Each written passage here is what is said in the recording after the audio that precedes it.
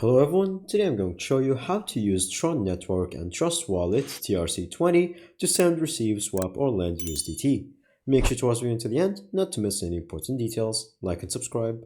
So as you can see, currently we are on our Trust Wallet application, and simply all you have to do is to exit the app but keep it open, go to your browser, and you're going to search for this website, tronbridge.net.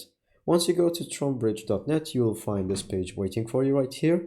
And then from here, you can add whatever amount you would like. So for example, 100 USDT. And then you're going to apply your TRX wallet, which you can find in the Trust Wallet application. From here, you can go down until the assets, click on it. And then from here, click on receive and then click on copy. Once you copy it, go back to the website. And then from here, going to paste it. And then add whatever email. Now from here, after it's done, once you click on Get TRX Now, you can connect whatever wallet, and for now we're going to connect Trust Wallet, and then once that is done, you're going to select it and it will open the application, and then from here it's going to affirm it.